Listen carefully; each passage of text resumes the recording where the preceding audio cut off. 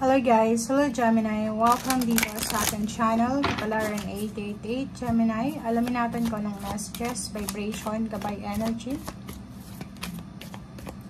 Ito ay general reading guys, so pwede kang makaresonate, gamitin mo yung intuition sa panonood. Gemini. Okay, Gemini, friends and colleagues. Whoa.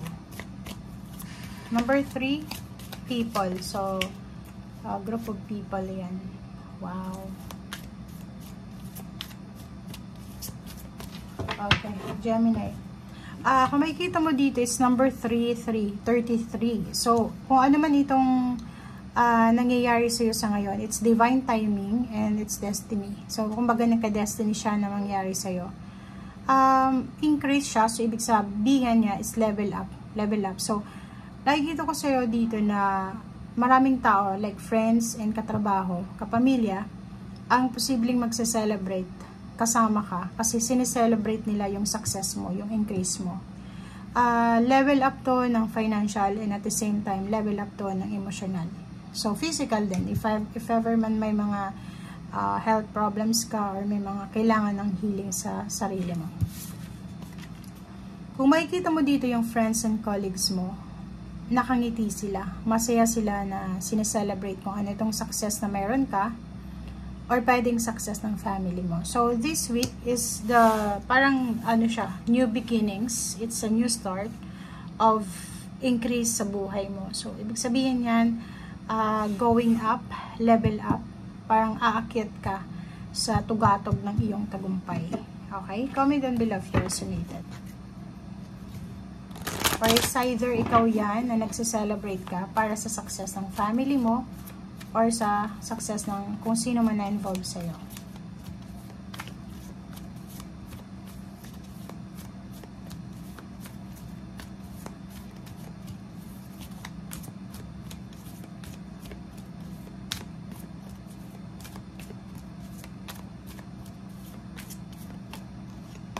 Okay, closure.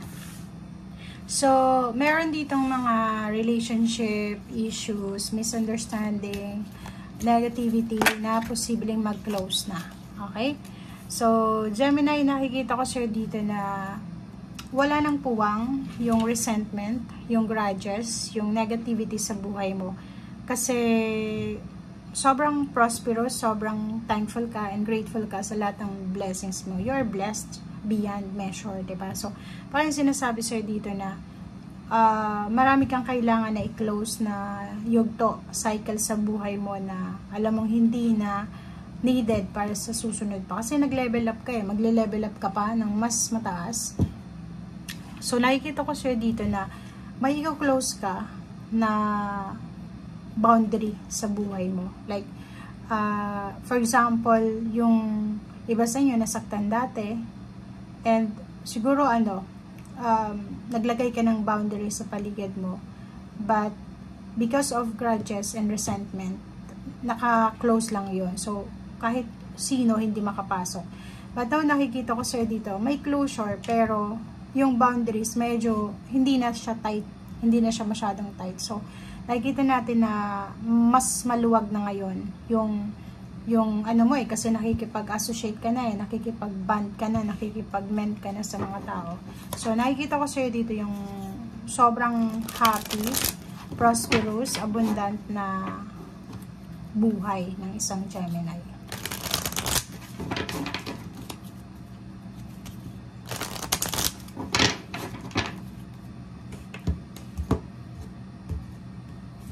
Okay. Thank you, Spirit.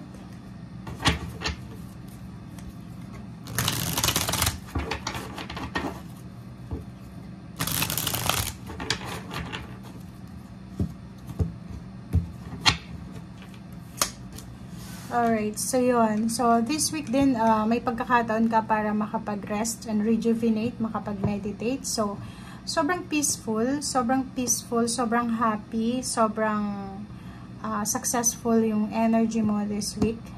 And nakikita ko napapaligiran ka ng white light. So, ibig sabihin, peaceful, harmonious yung energy mo. So, financially, nakikita ko rin sa'yo na makakahinga ka ng malalim. Diba? Yung parang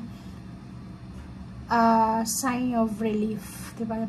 Ay, salamat. Diba? So, nakikita ko sa'yo dito na is either makakatanggap ka ng lump sum of money or pwedeng medyo peaceful na yung mindset mo or yung utak mo sa usaping pera. Okay. Sa relationship lang, yung intimate relationship, siguro kung lalaki kang Gemini, siguro hindi ka masyadong kontento sa intimate mo, sa boyfriend, girlfriend, asawa, ka-live-in partner, or kung sino pa siya. Pa-comment ka sa comment section if you're resonated dito. Okay, Death card and Strength. So, nakikita ko sir dito, may transformation. Sobrang magta-transform yung buong pagkatao mo. Okay? So, physically, nakikita ko sir dito na magbabago yung takbo ng physical life mo. Like, siguro kung dati mahiyain ka, ngayon is dahil sa confidence level mo na nag-level up, hindi ka na masyadong mahiyain. And yung physical body, nakikita ko na siguro may mga habits ka, unhealthy habits, like yung iba na nagde-diet or nagpapataba, or yung iba na gustong magpaputi or magpaitim ng skin, kailangan nyo ng pagpapasensya, ng konting pasensya, kasi hindi yan madali yan, okay? And Knight of Cups, if ever isa kang lalaki or babae ka man, wala namang gender dito sa tarot, nag-o-offer ka ng offer of love, or pwedeng nanliligaw ka or may nililigawan ka, magpakatatag ka, huwag kang magmadali na hingin yung sagot, okay? Kasi nakikita ko siya dito, pagod na pagod yung iba sa inyo, pagod na pagod sa paghihintay, pagod na sila sa ginagawa nila, which is hindi advisable yung maging aggressive ka, lalo kung ikaw yung naghihintay, okay? Okay, yun. So, ito is a confirmation of closure. May mga reconciliation, apology accepted, no more regrets. And nakikita ko yung huge amount of money. Is incoming money siya. So, comment sa comment section. Gemini, yung naghihintay sa inyo ng lump sum of money, or naghihintay kayo ng trabaho, offer ng job, offer ng partnership, collaboration, or anything na to na financial, huge, abundant. Okay? Abundant and oh wow. Ingat-ingat ka lang Gemini sa kapwa mo Gemini. Kasi may mga iba dyan na pwedeng lokohin ka sa usaping pera, or pwedeng lokohin ka sa usaping trabaho, negosyo, or partnership. Kasi may matatanggap ka dito sa either lump sum of money siya. So, ingatan mo yan. Baka nakawin yan. Masalisihan ka, mawala yan. Okay? Thank you guys. Bye!